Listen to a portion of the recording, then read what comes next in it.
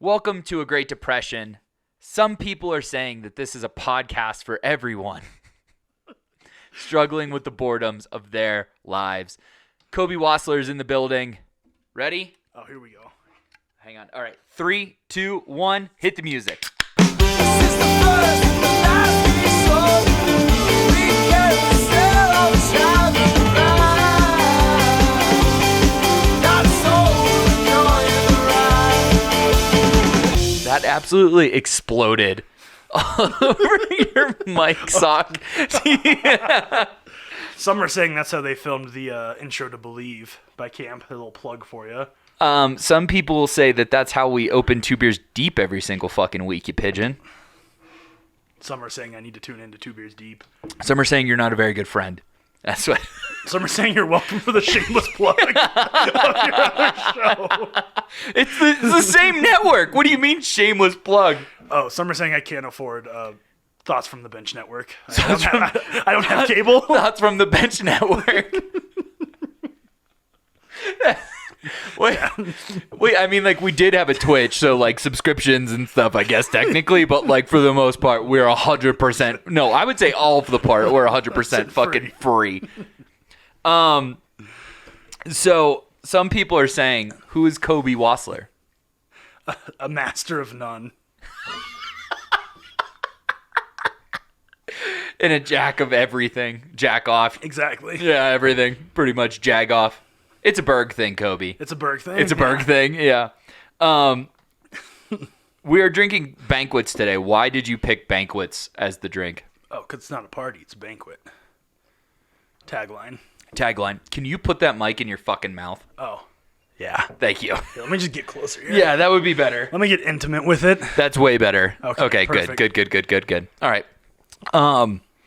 You said you had like a list of questions you were going to ask me. Oh, yeah. Or did you forget all of them? I mean, I had a few. I was very curious of your review of Hardy's album. Like my actual opinion on it? Yeah, like I read the review, but I was curious, like, what you thought of his music and if, like, that transition works at all for an artist trying to go country to rock. Like, is it one of the easier transitions, you think? Well, it's my album. I wrote it. Can you sue Hardy for image likeness? People are asking questions. And I could tell you that I looked like that in 2019. Like, actively on the internet was looking like that with, like, the curly mustache. That's, like, when a Great Depression, or 2020, when a Great Depression started. So, I will say, I've never seen you and Hardy in the same room. True that.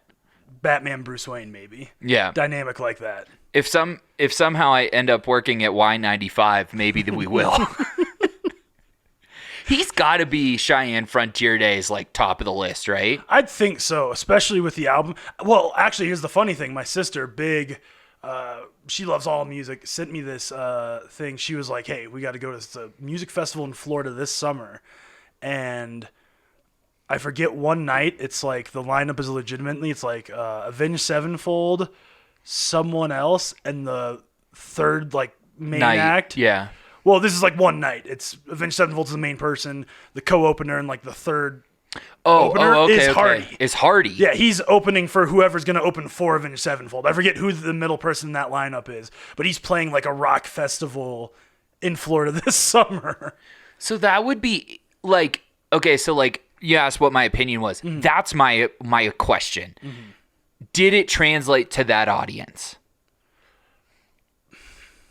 Because I think the country people seem to be pumped about the first half of the album. Yes. And I don't see anybody bashing the second half of the album. But I don't see anybody on my side of that genre going like, this was fucking metal, this kicked ass, Jeremy McKinnon, blah, blah, blah. Like, it's just not. That's what I haven't seen. And my thing about like him playing that festivals, I would go to it. But like for that target demographic, does he play half of the album, the half that is all rock? Or like this, like what's gonna happen when people show up to see Avenged Sevenfold and this guy comes on and does like opens with something crazy like Sold Out or like a Kill Shit Till I Die, one of his like rock ones, and then has to throw in a country song just to fill a set. Unless his set's so short, he only does half the album. Well, that's kind of what I'm thinking. He's probably got 20 minutes. Yeah. Maybe 30 at that point. Mm-hmm. So you do a couple of covers and you're fucking out of there. I mean, well, at that point, you open with the Mockingbird and the Crow, Right. the title track, because it's Right. a great song, by the way. Maybe the best song on the album. Probably His best work. It's And- also the coolest music video. It's that claymation. Yeah, of him like tripping on. Yeah, it's super fucking tight. Yeah. Some are saying go watch it. Some are saying you should watch it. Some are saying you're welcome, Harvey, for the free endorsement. That's right. here. But yeah, ultimately, I legitimately think that Lainey Wilson song is fucking incredible. Oh, love it. Haunting. Amazing. And have you seen the music video for it? It is Yeah, like a word for word. Yeah, I terrifying. mean, it's incredible. I love it. It's not everything is referencing the 90s, but it feels like 90s music video where it's like stay with me. Okay. This is going to be bad. But Sheryl Crow and Kid Rock picture, it's like the same, you know what I mean? Where like, Yeah. that's kind of Kid Rock's first dipping his toe into the water of country. He's Yeah. with like a famous, hot, country singer. They do their ballad. The music video is fucking awesome. Like, yeah. Oh, yeah. Well, I mean, it's interesting how, like, obviously that wasn't her rise to fame wasn't through that song, but that song lined up very closely with her, like, taking off now. Well, that and the Yellowstone appearance for her kind of launched her. Well, what set her on her way was a picture of her from behind playing on stage. I'm a gentleman. I wasn't going to bring that up. I mean, fuck it. It doesn't matter how you get noticed. It's that's true. keeping their attention. And what's so cool about it is that, yeah, she got noticed for her ass, but then she kept everyone's attention. Well, I she guess, just yeah. wasn't like a hot chick and then like that was it. Yeah, something's She got to was- get you through the door. Right. Lady's got pipes. Yes, can she sing. does. She can sing. She can sing. And she does a lot. I mean, I think her part in the Wait in the Truck is awesome. And that, like, when they're doing that harmony thing. Yeah. And they're both kind of singing. And like, their Lord have performance on mercy. Jimmy Yes. Fallon was fucking kick-ass too. Like, Oh, yeah. that song will be the song that he's remembered for from this album. I liked I woke up on the wrong side of the truck bed. That was cute. Yeah. That was fun. And then the beer song that like is the second track. Yeah. Those were all great. And then, from that, like, then when we get into the heavy metal side, like the song with Jeremy McKinnon is obviously fucking kick-ass. And I think that there's something there when he sings, right? And he's just singing and it's just a heavier sound. But he still sings like himself. And then you let somebody else do the screaming because his screaming is not like it's odd that he's opening for Avenged Sevenfold, but like Avenged Sevenfold, like literally, oh shit. How did his M Shadows, thank you, Josh, blew out his fucking vocal cords, and that's why they had to change their sound. Like, this isn't something to fuck around with. No. Like, you really have to, like, and even A Day to Remember was Jeremy McKinnon's lead singer of A Day to Remember, in case you didn't know. And even A Day to Remember had to change their sound dramatically because he just could not keep doing that gravel, like, rah, rah, rah, like kind of sound. And that ultimately comes with everybody that embraces that. It's called post-hardcore genre. Okay, that's the proper term. But like anybody that embraces that post-hardcore genre or like a screamo sound eventually have to go lighter because of that. So if he just stays light and I think I told you, I was like, it's Nickelback. Oh, 100%. It's very Nickelback-ish. Nickelback-esque, inspired, whatever verbiage you want to use there. And I don't think there's anything wrong with that. Like Nickelback, when they were at the top, they were the kings. They were the dogs. They were at the top. Right? Like Rockstar is still a fucking bop. Burn it down. Like, I mean, they have so many badass, like, I call it Canadian country or Canadian rock songs that like kick so much ass. And like, there's a market for that. And like, fucking, so you play fucking Calgary every fucking year, sold out at the Stampede. Like, fuck yeah, that's a life. Especially for a guy that never had any intentions of being a star anyway, right? He just wrote songs. Just wanted to, Yeah. I mean, I wonder if Nickelback ever, like when they started, I wonder what their goal was. I wonder if they thought they could be as Get laid. Literally, they've said it. Yeah, they've said it. All right. Yeah. 'Cause they very much feel like, maybe that's why they get hazed. They feel like a band that never like wanted to be famous. Like when their shit blew up, they're like, I guess we'll just keep doing exactly what we're doing. Right.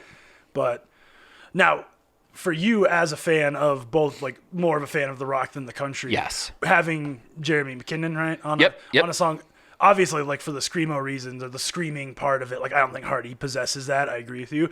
But do you think that was also his way to like try to get people more on your side of the coin? Like, That was 100% the right fucking move too.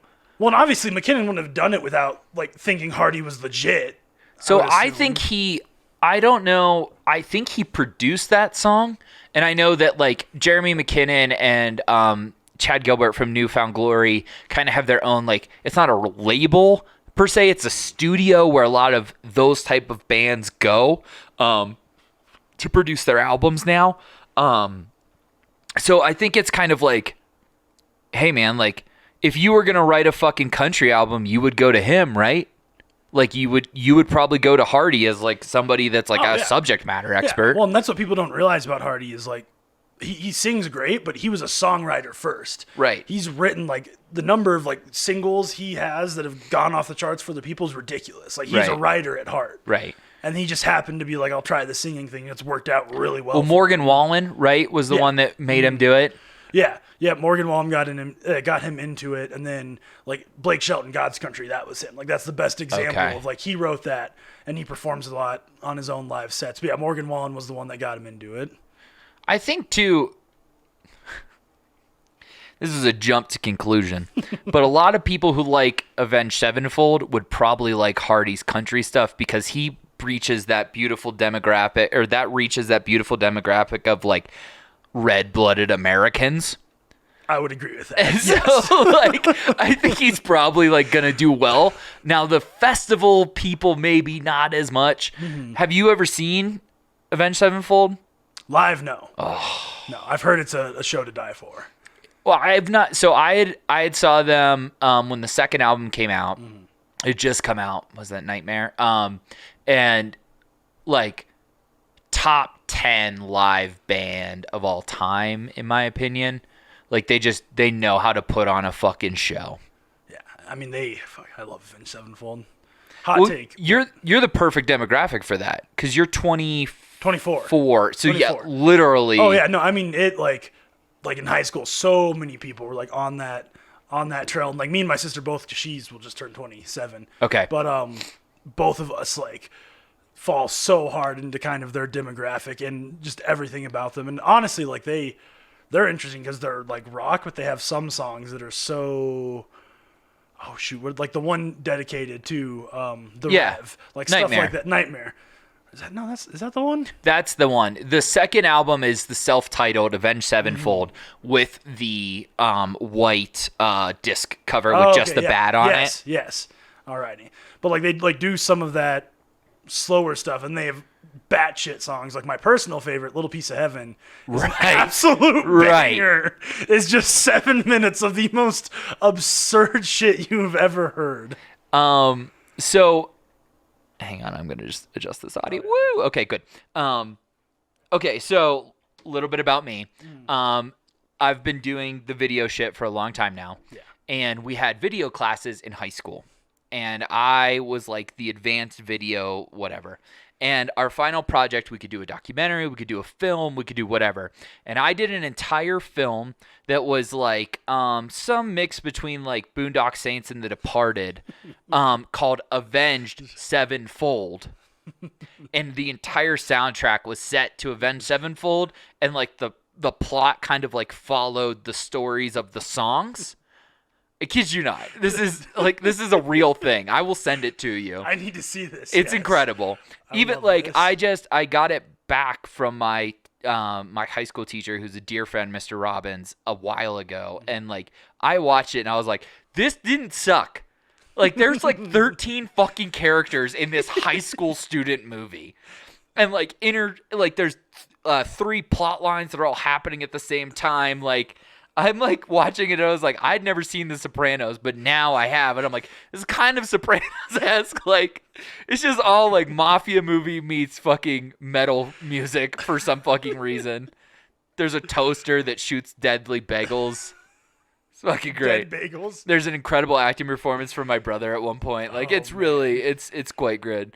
And then later in college, Jeremiah, who also studied film, did a interpretive music video to Little Piece of Heaven. So literally, like, you checked all the else-ass boxes in that one, like, sweeping comment. Oh, man. Did you put Little Piece of Heaven? Did you sneak that? It wasn't out yet. Oh, you're right. It wouldn't have been. So I graduated in 2008. So the self-titled had just come out. And what's really wild about Avenged Sevenfold for me is that they were like a nobody fucking band. And Sounding of the Seventh Trumpet is like the first album or the EP or whatever, and has still two of my favorite fucking songs on it. Unholy Confessions and Chapter 4 are like these are the great fucking songs that Avenged Sevenfold ever wrote. But then they released, we would have been sophomores when they released City of Evil. And like, I remember like, cause the hockey team, the roller hockey team to be specific, Doug Green, shout out Doug Green, loved Sounding of the Seventh Trumpet and would always play like Unholy Confessions. And then like I see on MTV2, it's like I just hear that he really makes a mess out of himself, and I look and there's fucking M Shadows on my TV, and then Backcountry is like all over MTV for like 3 years, and I was just like, what the actual fuck? And like that album was so fucking good. My friends and I were just like, push all the fucking chips in. We are diehard Avenged Sevenfold fans. We are Avenged Sevenfold now. It was them and Coheed and Cambria that made my entire group of friends admit that classic rock was no longer the greatest genre. Wow. Like literally all through junior high school, we were like, nothing but the hits. Nothing. Journey, Boston, Zeppelin, Floyd. Don't fucking think about anything else. And then like, Welcome Home. Like I'm burning Apollo Star 4 from Coheed and Cambria and City of Evil, and it was like, oh wait, we kind of like this stuff. And then like right on the heel, like I might have been before, I think it was before, was Three Cheers for Sweet Revenge, My Chemical Romance. And secretly I liked that one, and I just didn't tell my friends. I was just like, I really like My Chemical Romance. Closeted MCR fan. 100%. And then when they hit, you came out, you're like, I already liked them. Yeah, I was like, fuckers, fuck you. Fuck the Black Parade. They sold out. Fuck your marching band. Oh. I've been crying in my fucking closet for years. Yeah, so like it was kind of like my mom was like alive and like aware of like the Zeppelin boom, right? My uncle used to follow the Grateful Dead around and shit. I was alive for the fucking Avenged Sevenfold, My Chem, and Coheed boom. Wow, I mean it's crazy how like your story of how it all went down, because like I was raised very much on like classic / country, just because like that's what my parents listened to. Right.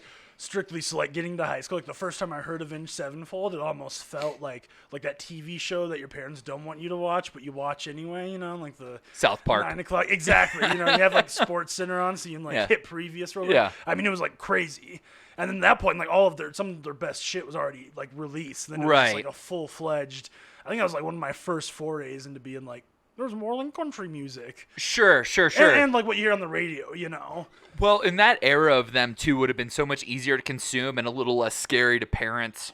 Oh, yeah. Yeah, well, my parents liked their sound. Like, it was just a thing, like, they'd never heard them because they were both raised on the very similar music. Sure. With a couple of parting tastes, but neither one of them was, like, into that scene at all, so.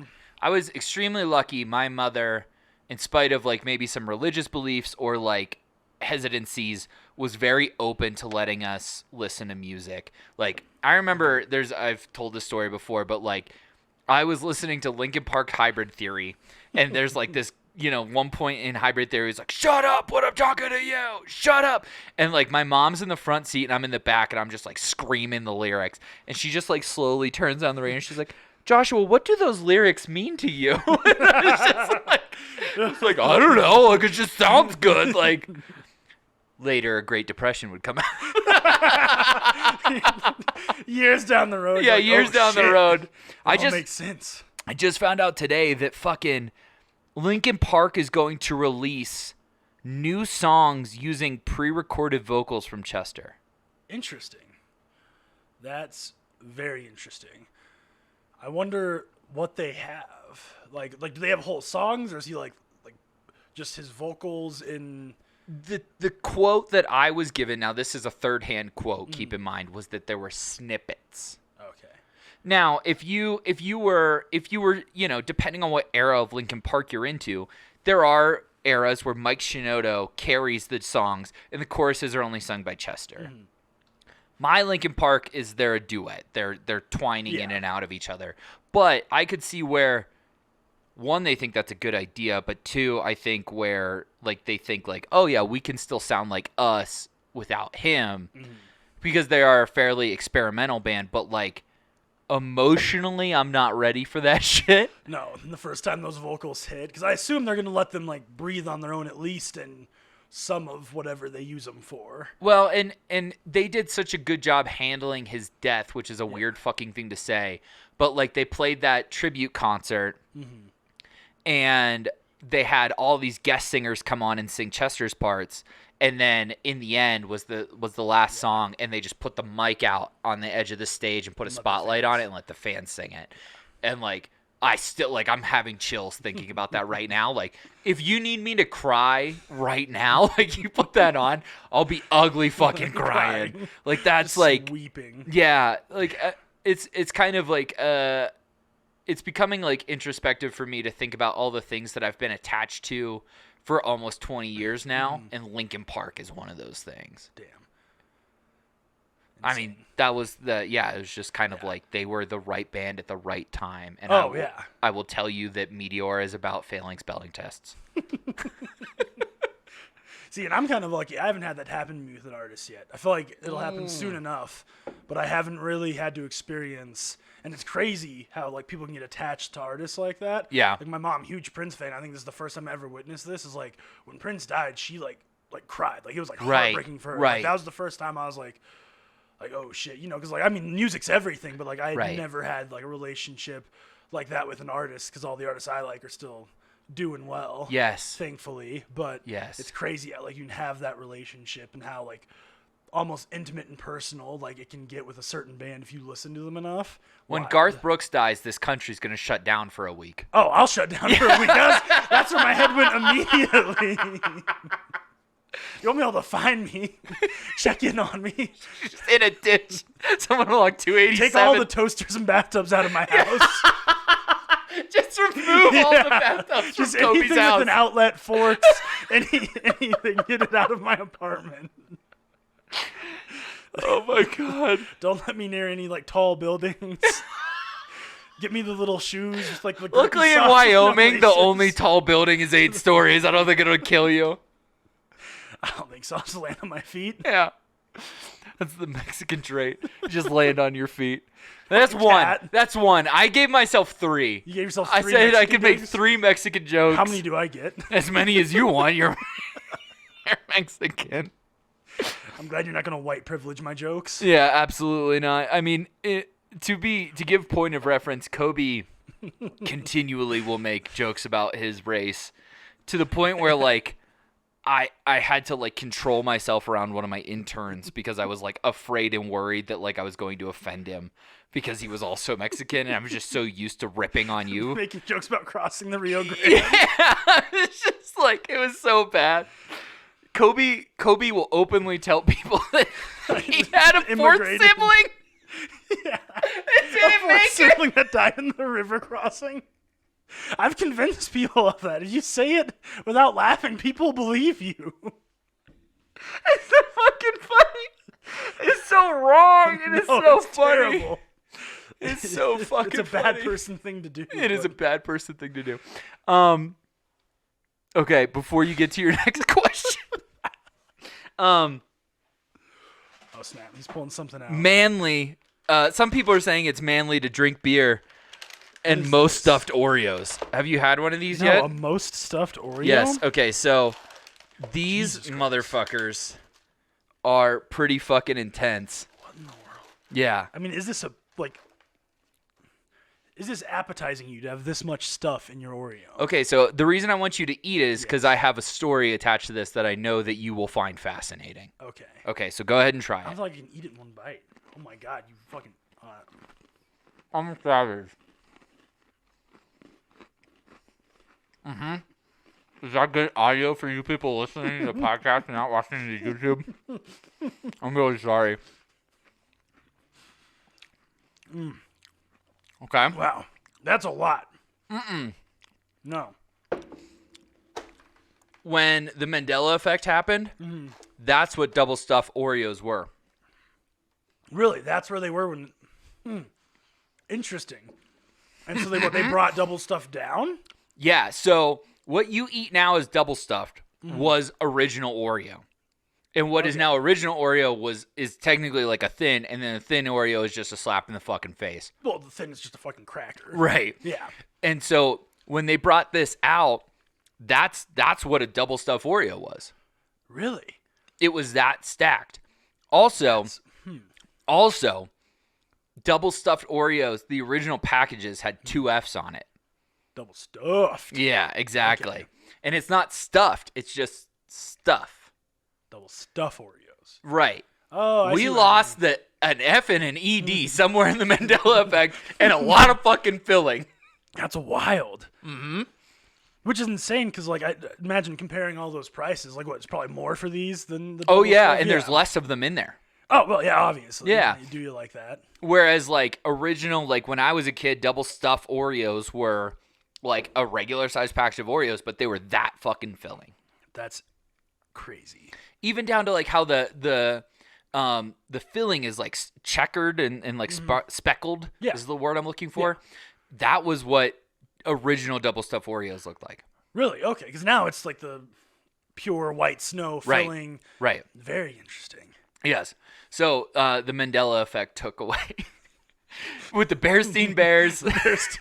Mandela's not actually dead somehow, and then fucking Oreos. That middle one, Mandela's not dead, just threw me. I did not know that. Like, gun to your head, you would have thought he was dead, right? Yeah, I just assumed. He died in prison. Yeah. He did not. Good for him. No.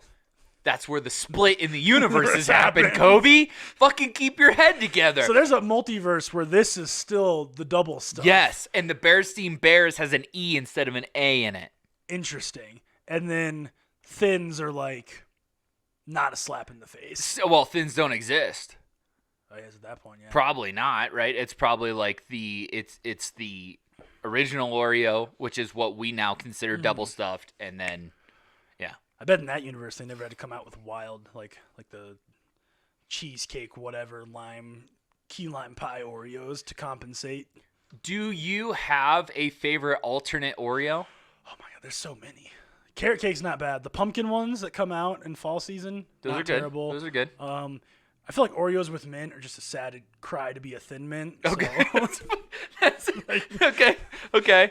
you know, so I don't really put stock in those shit. I mean, the red velvet ones are good. You can't eat a lot of them. At least not me. They're rich. They are rich. Do you have one? I have 2.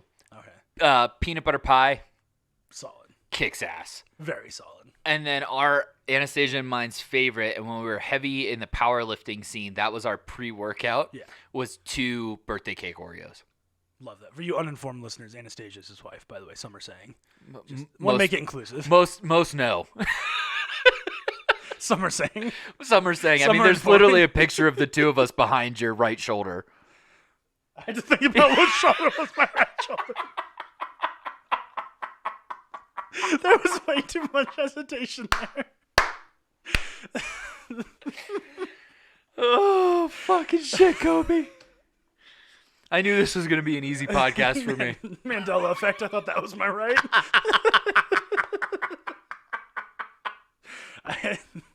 There it is. It strikes again. There it strikes again. All right, what's your next question for shit, me? I don't even. Oh, it's another music related question. Okay, great. In your very humble opinion, Okay. 2-parter. Is there a perfect length to an album, and if so, how many songs is it?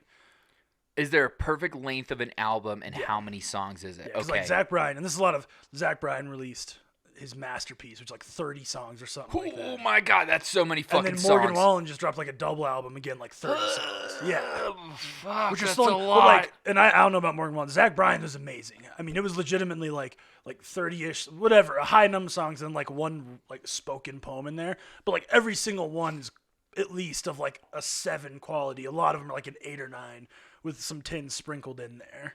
So first off, I've not listened to Zach Bryan until most recently driving to the CSU game with Durgie. Yes. He played Zach Bryan the whole way, and I was like digging it. Yeah, and you probably never heard a repeat song because Homeboy had a 30-song album. Well, he played live from Red Rocks. Amazing live album, by the way. Okay. Great Well, live I thoroughly enjoyed it. And it's obvious, despite our camp differences, it is obvious that Red Rocks, there's something special, and particularly on live albums, because you can actually hear the audience. Oh, There's yeah. no delay between the music and the audience, where like Not at a lot of like live albums, when they're like, sing it, there's like this break. But because Red Rocks are right on fucking top of them. Well, and I mean, I feel like Red Rocks probably holds the record for like most artists that release a live album from that venue. I mean, everyone like You know Mount who, Joy, you know who Vance did Joy. it first? Who? The Grateful Dead, baby. I mean, acoustics are just so amazing. We go on a Red Rocks rant at a later time, but Right. amazing venue. But I mean, yeah, it sounds great. Okay, so perfect amount. Yes. Uno momento, because I need to look. Alrighty. What is your opinion on that? I feel like there isn't a correct number. I feel like if you can said what you want to say and do it in your way, then I don't think there's necessarily like a perfect spot. I feel like what the average is probably like a 12, like a 10 to 12. I haven't seen many albums shorter than that, and I feel like albums when you get shorter, like an 8, you're really pushing it. Like you got to have like all bangers at that point. But I don't think there's necessarily a completely right number. Okay, so the reason I had to count and pull those albums out, which if you were listening, you didn't see that. I had to pull out because you really start to examine what you're talking about when you listen to records. Yeah. Because like Swimming to me is one of the most perfect records ever created by Mac Miller. But I have to get up to flip that record so many fucking times because there's 4 of them. Yeah. And so that sucks, right? So I would say one record with a front and a back is perfect, and that's 13 to 14 songs. 13 to 14 songs. That's interesting. See, I don't have records. I don't own a record player, so I would could also sit say, there- go ahead, finish your I thought. can just sit there and crank through it. Like I feel like you don't feel like I said. If every song comes on is good, I feel like you don't hit a point where you're like, all right, I'm done with this. Like how many songs do we have left to get through this album? If everyone that comes on has something to offer, something a little different, and like I've sat and listened through the entire 30 songs Zach Bryan album. And I mean, there's a point where maybe you're like, oh, it's dragging a little, but it's never like, all right, this is just brutal. But I don't do records, so I don't have to get up and flip it because I assume that'd be a pain to get up and flip. Show and tell. Zeppelin 4, the greatest record ever created. Wow. Okay, so 1, 2, 3, 4, 5, 6, 7, 8. It's 8 songs, but they're all like 9 minutes. You know what I mean? Like, 'cause, Oh, like yeah. Stairways on here, Misty Mountaintop, When the Levee Breaks. Like, I mean, these are like Black Dog is the shortest fucking song on here. Battle of Evermore is like a 7-minute song. Well, that completely skews the number because then it's 8 songs, but it's probably just as long as It a is 12 or 14. It is, and song really, album. like, I can show you physically. You can see, right? Go ahead, you can grab it. Okay, so you can see where the lines start and stop, Yeah. right? Okay, so if you look at this is not going the way I thought. I would just be able to pull this fucker out. Where you at, bitch? I hope this is good audio for people. Yeah, it's just shuffling of me, Off mic me looking scoring cluelessly thing. at an album, Right. and Josh shuffling through I bet his. this is probably has a similar effect. This is watching movies by Mac Miller, not necessarily swimming. Okay. But you can see there's like a whole 3 songs Oh yeah. that aren't on there, and actually the back is probably close to the same. That matters. Like you know what I mean? You can see that entire one is taken up. Oh yeah. So like roughly one record is 45 minutes. Okay. So more so than songs, I would say anything that is under 60 minutes is a perfect record. I think I could agree with that. Yeah. I think so. Because I think, like, when you get into those longer ones, you got to kind of have that balance, and you're striking gold if it's listenable to all the way through. Right. And that's, they talk about that. The first time I heard it, like that, like 60 or that 45-minute thing was I saw 4 Year Strong headline for the first time. It was their first headlining tour. And they were like, we don't do encores. We have 45 kick-ass minutes for you, and then we're going to leave. I love that sometimes. I think, like, if a band can pull that out, I've been to concerts like that where they're like, if we go back for an encore and wait 5 minutes for you to cheer and come, like, we're wasting time. We're just Right. give you what we got, and we're Right. calling it a night. And their 45 minutes, still to this day, that particular show was probably one of the greatest 45 minutes of my life seeing music, and I've seen over 1,000 bands at this point. I think the greatest 45 minutes of my life were my first 45 minutes in America after the road test. Dang, I couldn't make it through the straight face. 45 minutes swimming the Rio Grande. I swung for the fences. It was good. It was great. Foul tip. That's why people love you, Kobe. So yeah, I would say 45 minutes is probably the perfect album length. Yeah. And it's both sides of the vinyl. Yeah. Now, in a live setting, have you ever been to a concert that was, like, unbearably long? The Foo Fighters played for 3 fucking hours. And that was just them. That wasn't, like, the openers and them. Okay, because I've been to concerts where they had, like, 3 openers that all feel like they need to play their entire discography. And you're like, let's get this on there. 3 hours for one band. They play everything they had. I can count on one hand the number of bands that, and we talked about this with Camp, when they played all those B-sides, like I understand they played that second show for their hardcore fans, but they didn't advertise that the second show was going to be for hardcore fans.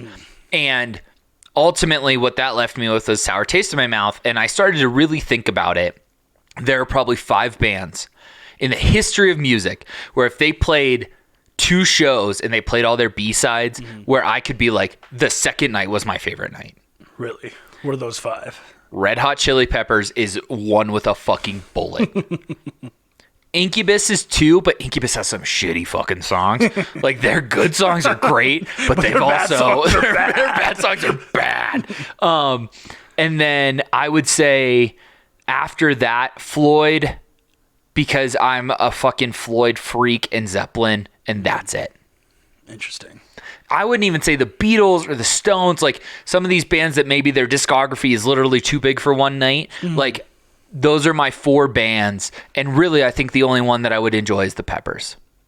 Interesting. Peppers do have a lot of bangers. Well, and Peppers too, because they care so much about their live show, they really don't bring it down a lot. So like they don't ever play Dose, they don't ever play Zeppelin. Like there's so many fucking amazing songs that are B-sides, especially some of the earlier stuff. Like there's a lot of fucking wild songs off of Blood, Sex, Sugar, Magic that like nobody knows about. Like I'm like a red, like, to give you point of reference, I took my senior photos in a Red Hot Chili Peppers t-shirt. I fucking love that. It was my hockey jersey and a Red Hot Chili Peppers I'm guessing t-shirt. Vans is the shoe wear there. No, Pumas. Puma Speed Cats. Fucking answer.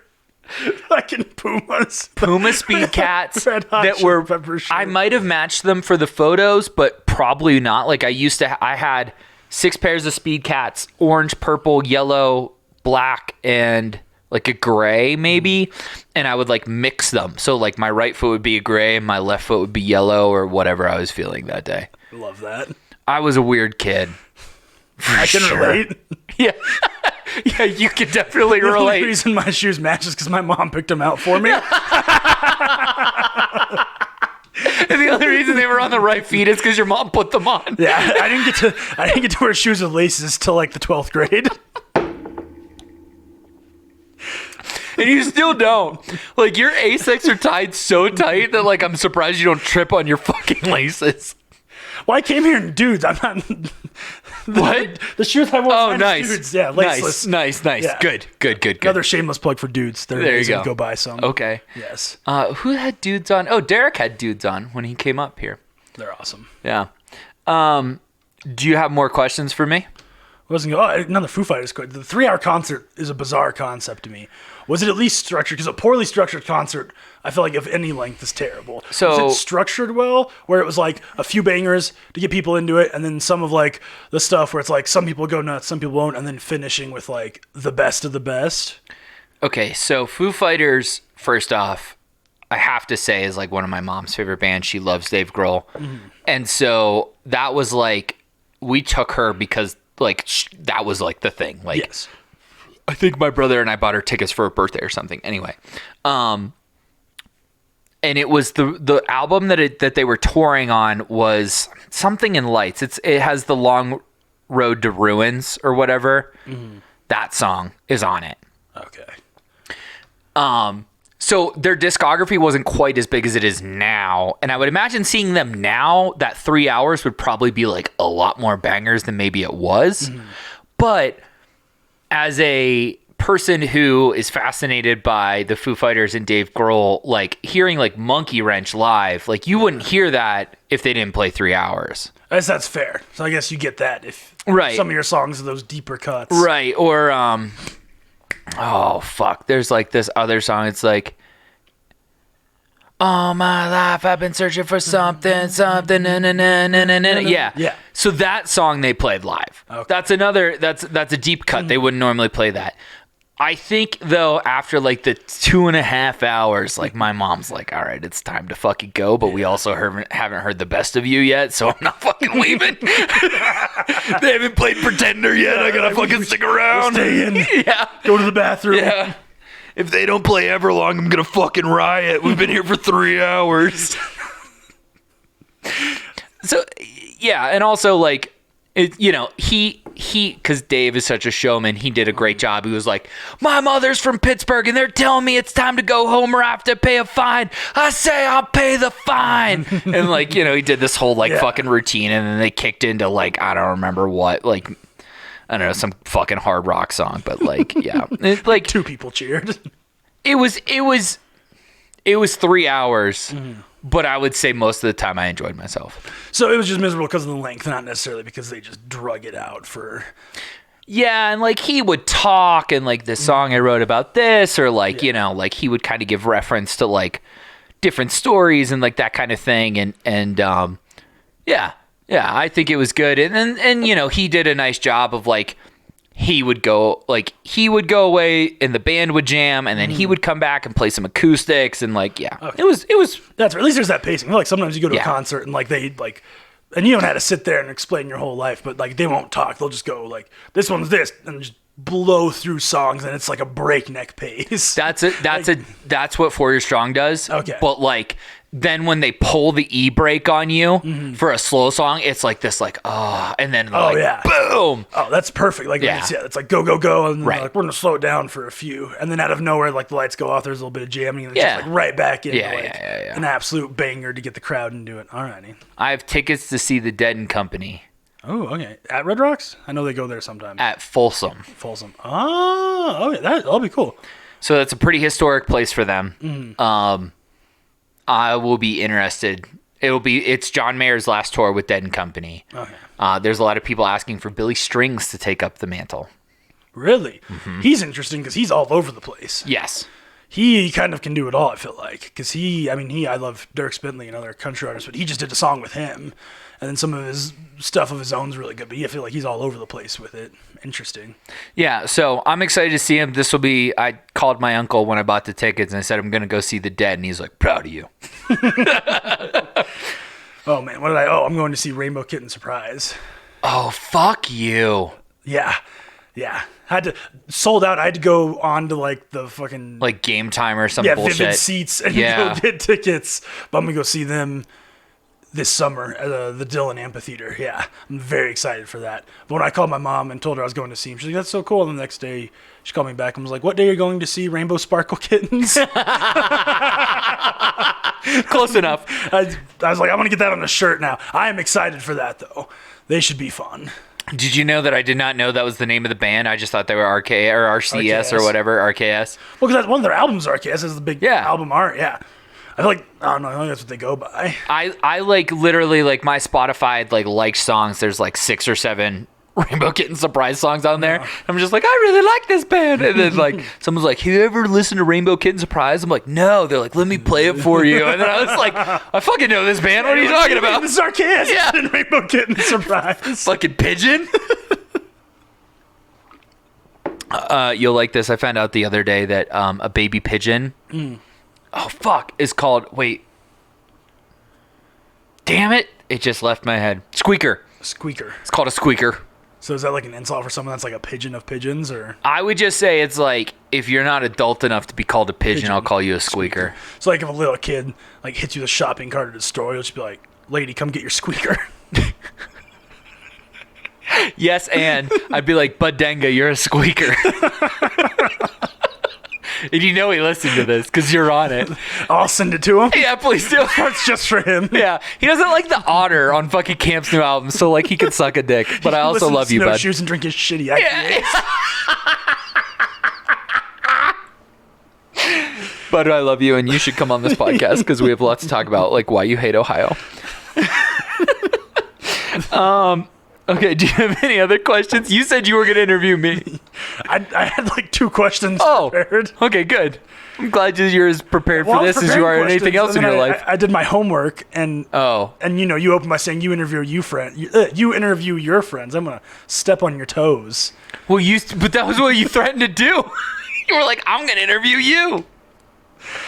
I felt like, oh wait, no, you're a movie guy. I was gonna see Yes. thoughts on now that they're out, like the Oscar nominations, Best Picture. I didn't know if you'd see. I have not seen them yet. Hang on, let's pull them up. Because I think I've only seen I'm like curious. 2 on the list.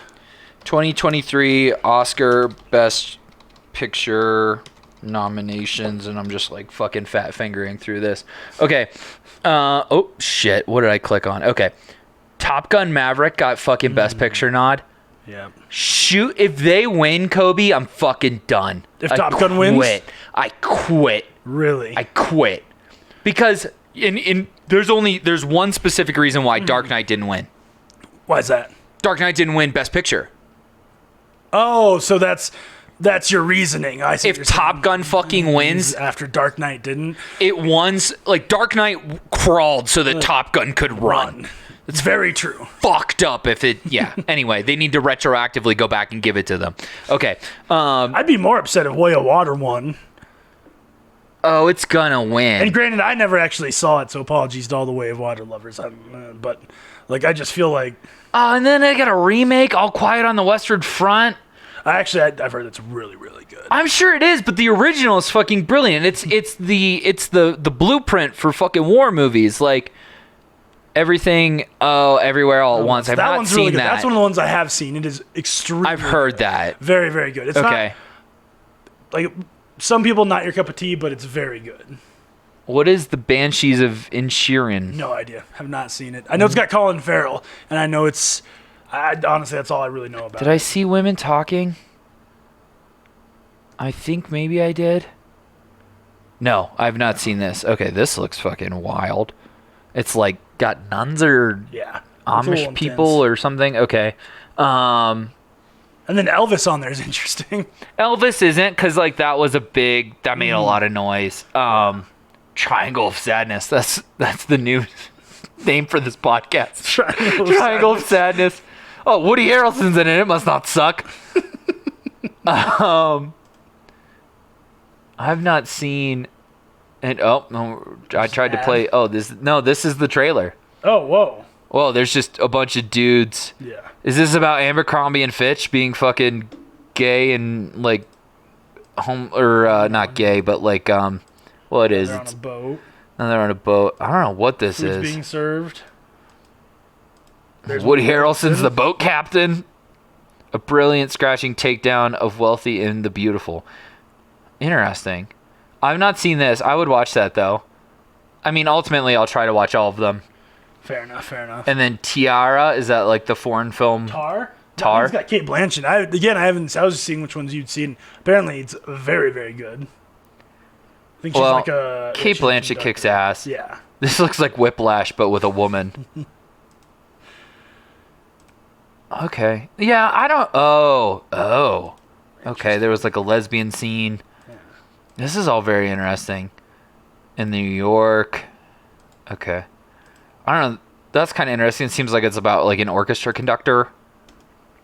So the only one, I believe it or not, the only one I've seen is Avatar: Way of Water, Interesting. and I slept through half of it.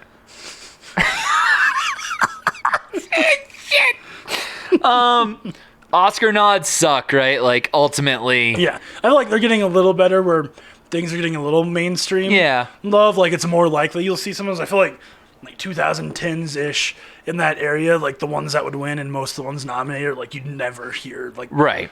I've never heard of these. Like where'd these come from? Yeah, I think ultimately, you and I have had this conversation a bunch that like I don't understand how the best picture doesn't go to the movie that makes the most fucking money. Yeah, very interesting. That's the best picture. Yeah, the one that sells. You made the most money. Yeah, Who won the Grammy this year for best album? I honestly don't know. Harry fucking Styles. Oh, did he? He beat out Beyonce and fucking Taylor Swift That's interesting. and Drake. I wonder if people are upset about that. I don't think so. I think everyone's in love with Harry Styles right now, even though he's a piece of shit who dumped Taylor Swift, and I'm on the Swift side because fuck yeah.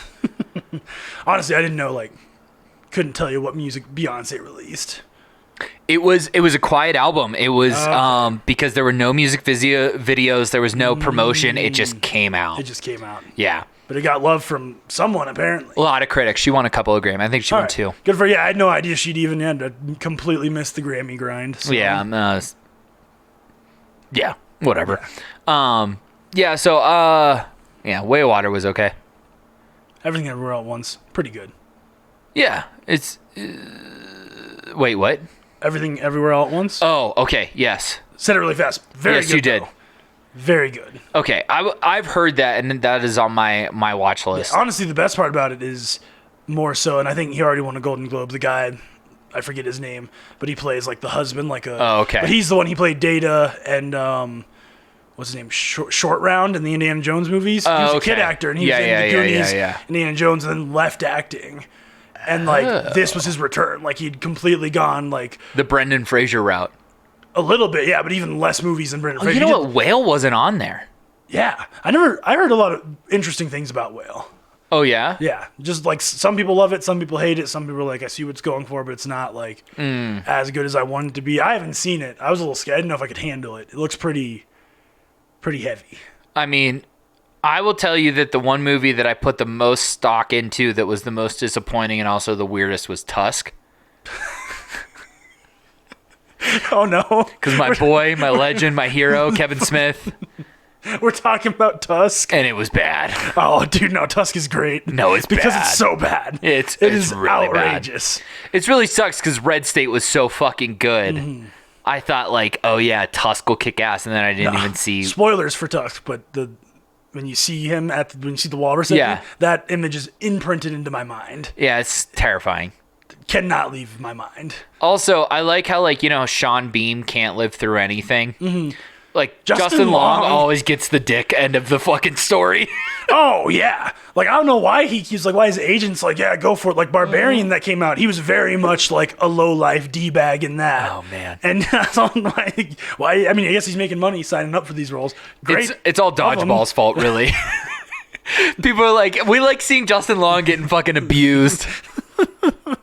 That Been pushing that envelope since Dodgeball. that and Jeepers Creepers. He's the one that gets cut up and turned into the fucking bodysuit. Yes. Yeah. Jeepers Creepers, what a franchise. Jeepers Creepers, what a franchise is right. That first one fucking kicks ass, and then you're just like on board for the rest of them because you're Even like, though they're not good. they're not good, but like you're like, fuck this, I'm in. Like this is a little different from like a slasher film, but it's not. Like fuck yeah, I'm here. But what is a horror franchise if it doesn't have the Golden Child and then like 6 shitty following sequels? Saw's Saw's How like a does- 50-50 split, I feel like. Yeah, that's what I mean though. You asked Yeah. what is a But I mean, all of them have like Scream. Scream doesn't have a lot of misses. That's true. Every Scream movie is good. It's just they're not all great. Yeah, because Saw, there's like 6 or 7 Saws. How many in the Saw universe? Well, now that the Samuel L. Jackson cop movie one came out, I don't know anymore. yeah, like the Jigsaw. Yeah. I don't remember, but like 1 was like amazing. Yeah. and then I think like 2 was all right, and like from there it's just hit or miss of like this one's good, this one's bad. I will defend the Insidious series Interesting. as being like 3 very good thought out movies that kind of like tie into each other. Mm-hmm. That and Paranormal Activity. I'll defend Final Destination. You and my fucking wife will. She loves those movies. That first one's so weird. Dude, the first one's a bizarre concept, and then from there, I mean, what they did in I think it's 5. What they did in the 5th one was genius. How like Is that the roller coaster?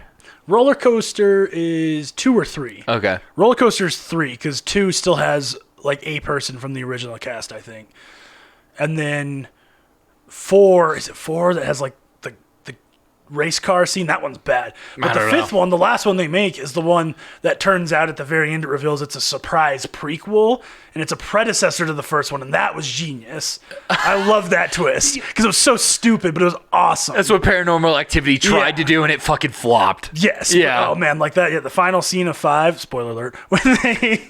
Sorry, some are saying when they when they make it through like the Final Destination shenanigans and they get on the plane and then you realize it's the plane from the first one, mind blowing. Oh, that's tight. And it's a surprise, surprise prequel. Awesome. I love that actually. That's pretty great. All right, are you ready? I'm ready. I gotta find it. I buried it amongst my records so you couldn't Love see show it. and tell. What is this? Some people are saying. Some people are saying. Some people are saying who is Cobe Wastler? Oh, I'm not ready for these hot questions. Yeah, you're not. You're definitely not. Who is a master of none? I think I said that Yeah, at the you start. nailed that. That's right. We'll go with that. Some people are saying Cobe Wastler isn't even a Mexican. He's Argentinian. Argentinian. That's a scandal. I'm not going to talk to that until I speak with my PR team. Okay. Some people are saying Wyoming isn't real.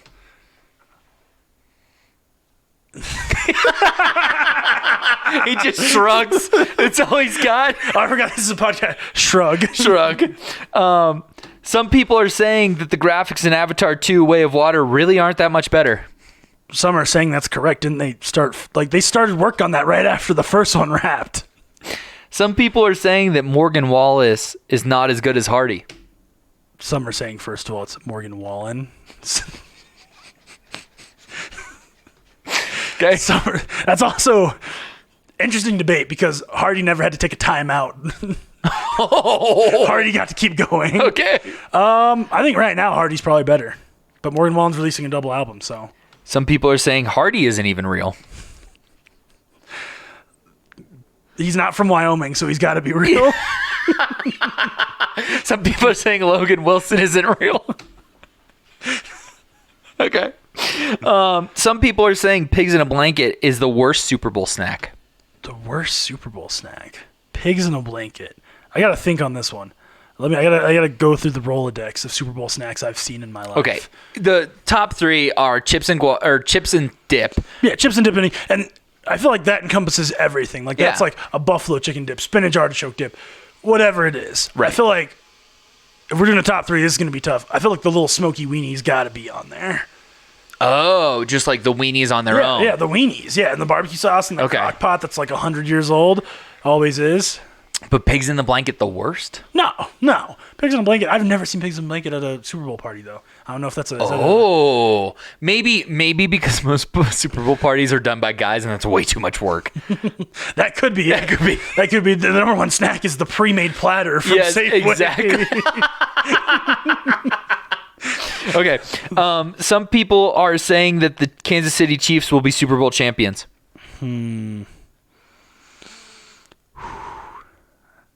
Some are saying that's probably true. Some people are saying Patrick Mahomes should have stuck to baseball.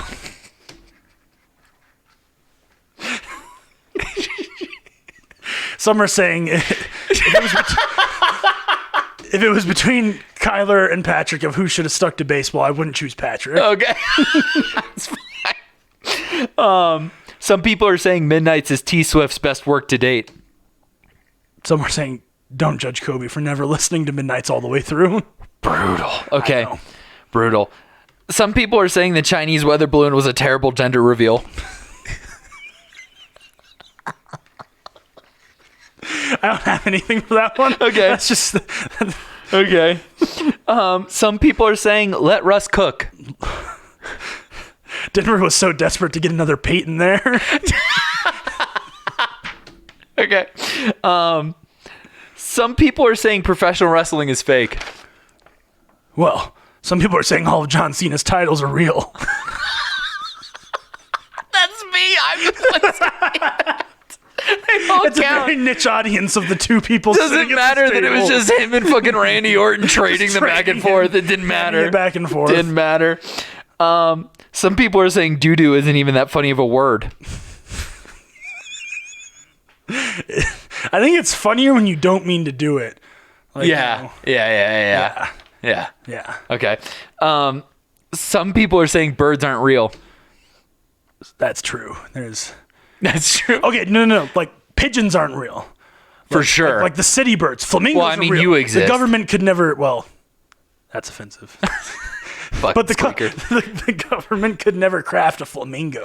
That's real. It's far too creative. No, that's a pink that's bird. We could far never too, think of Yeah, that. far too creative like that. Like a vulture. They're too cool for the government to make. What That's- birds are real? And like top 5 birds that are actually real right five now, birds off the that top are- of your okay. head. Flamingo. Yes.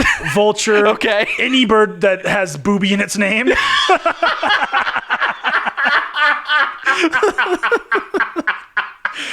I don't even.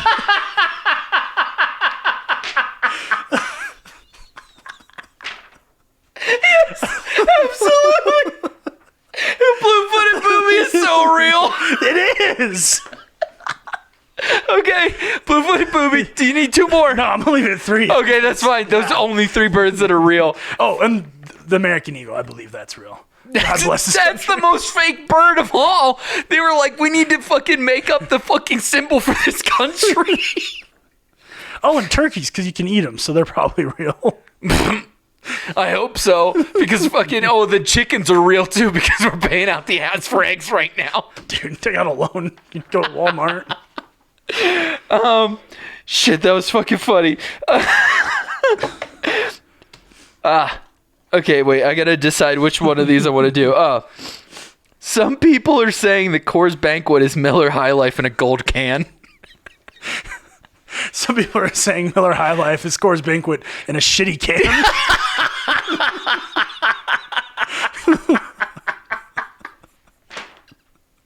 Tyler Willenberg is like nodding his head furiously. Between that and the birds, he's just like losing his fucking mind. Okay, okay, wait, okay, so I've got I wrote all these out today. I was so proud of myself. Okay. Some people are saying that you can't kickflip. I can't. You can't. I can. I Move your beer, move your beer. don't think I You can. got to kickflip. Some people are saying you can't do it. Nope. No, he I don't couldn't got it do in it. me. He I could don't not got it in kickflip me. with the tech deck. Okay, and then finally, some people are saying that one of these plants on this table is not real. Well, Fergie's the realest in the game. Fergie's the realest in the game, and then this other plant is just actually real. The sad thing is with Fergie, when I threw it in my car earlier, it tilted, and I was like, "Oh no, the dirt!" And I reached for it, and I was like, "Oh wait a second." Like shit, I forgot. I really wanted you to pick this up because this plant doesn't have roots. So I wanted you to freak out for a second that the plant wasn't real, that neither of Freaked them me were out. Does real. that plant not need dirt? Yeah, correct. They're air plants. Yeah. So Interesting. you give them a bath every week. So they sit in water for 30 minutes and then you put them back in their cool little holders. Interesting. No. But Fergie probably needs a bath. Fergie definitely needs a bath. She's had a lot of wrestlers breathing on her In the heat of battle. in the heat of battle. Oh, yeah. That's right.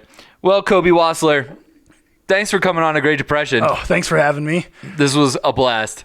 Didn't feel very depressing. Sorry for that. That's the whole point, is that you make the depression go away for an hour. Did you not get the memo? No, I missed that one. Some people are saying you're worthless. Some people are saying this will never air. All right, this has been A Great Depression. Signing off. Say goodnight, Kobe. Good night, Kobe. This is the first and the last episode. We can't sell our child around. Not so enjoying the ride.